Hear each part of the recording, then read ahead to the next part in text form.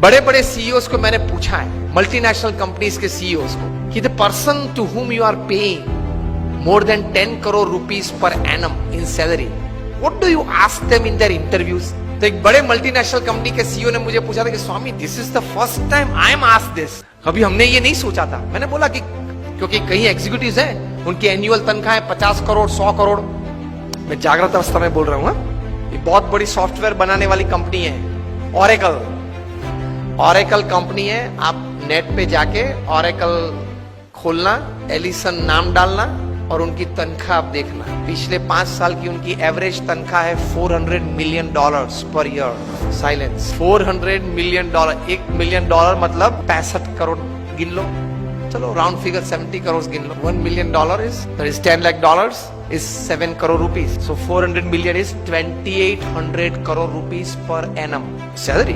अब देख लेना, मैं नाम देता हूं, Allison, ELLISON, he is the CEO of Oracle। अब नाम देख लेना। अभी परसों ही आपने सुना होगा सुंदर पिचाई का, गूगल के सीईओ, पर डे की सैलरी 3.5 करोड़। परसों ही न्यूज थे, हाँ 2 दिन पहले न्यूज थे।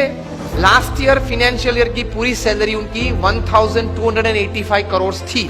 हम दिल्ली में एक फंक्शन में साथ में थे, मंच पे बैठे थे। मैंने उनको पूछा कि दोज एग्जीक्यूटिव्स हुम यू पे मोर देन 10 करोड़ और 25 करोड़, उनको इंटरव्यू में आप पूछते क्या हो? क्योंकि उनके पास डिग्रीज तो एक्स्ट्रा ऑर्डिनरी है, he is a double MBA from LSE और हार्वर्ड, एकेडमिक्स तो पूछना नहीं है। इतनी बड़ी तनख्वाह देते हो तो वो 10-15 साल का अनुभव तो है उसको। 10-15 साल में उसने 50,000 करोड़ 1 लाख करोड़ मैनेज किए हैं, हर साल टर्नओवर किया है। ऐसी कंपनीज में ही बड़ी बड़ी पोजीशंस में वे रहे हैं। तो उनको नेटवर्किंग में पूछना नहीं है, एडमिनिस्ट्रेशन में पूछना नहीं है, HR में पूछना नहीं है, मैनेजमेंट में पूछना नहीं है, ग्रोथ के बारे में आपकी क्या सोच है वो पूछना नहीं है। आप पूछते क्या हो उनको इंटरव्यू? उन्होंने मुझे एक बहुत अच्छी बात बताई कि स्वामी जी, इन कक्षा के लोगों को जिनको हम ये प्रकार की तनख्वाह देते हैं, उनको इंटरव्यू में एक ही प्रश्न पूछते हैं। I was like very surprised. मैंने बोला एक ही प्रश्न पूछते हो? कहाँ? और उनका उत्तर वे 20-25 मिनट तक देते हैं, तभी उत्तर पूरा बनता है। That was more surprising. I said what do you ask?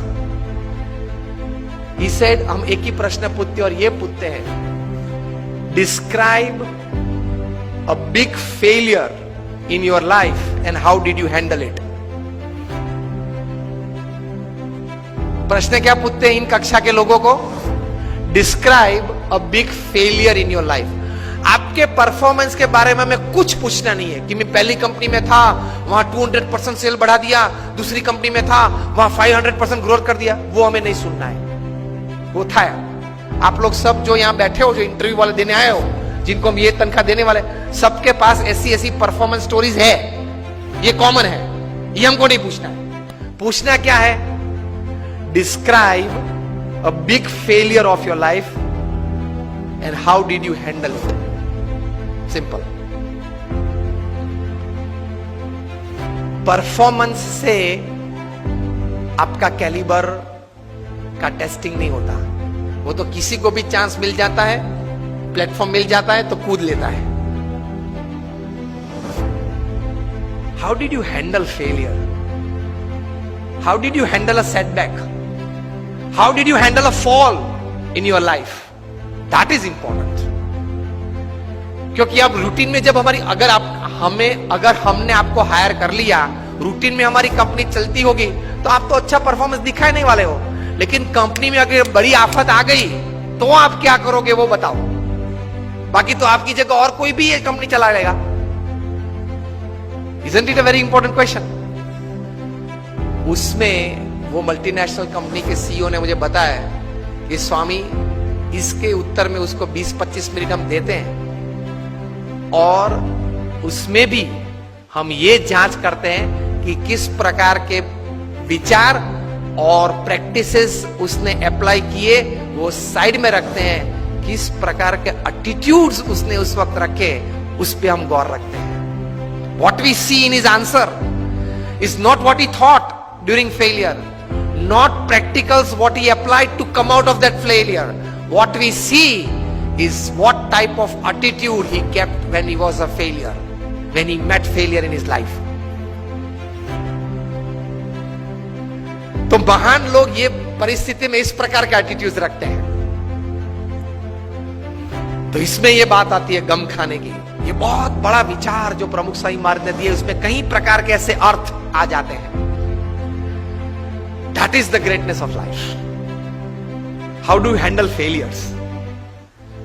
Failure handle में सिर्फ आपका एटीट्यूड, एक ही शस्त्र आपके पास रहता है। हां, ऐसी परिस्थितियां जीवन में आएगी जब आपके मोबाइल नंबर में 400 फोन होंगे, किसको फोन करूं वो तकलीफ में आ जाएंगे आप। Even if you are the Sahara of thousands of homes, when you are lying बेसहारा in Tihar for 4 years, किसको फोन करूं? उनके मन में भी दिक्कत होगी ना कि अभी 4 साल से 10,000 करोड़ के रुपए के व्यक्ति तिहाड़ में है, किसको फोन करते होंगे वो? मोबाइल में तो होंगे 1000 से ज्यादा नंबर। आपके सिटी के, बेंगलोर के किंग ऑफ द स्काईज जब भारत छोड़ना पड़ा, तब भारत का पासपोर्ट नहीं यूज कर पाए, डिप्लोमेटिक पासपोर्ट पे भाग गए ना। अभी वापस लाने की सब प्लानिंग चल रही है, आएंगे शायद, और अगर मुंह खोलेंगे बड़े बड़े तकलीफ में आने वाले हैं।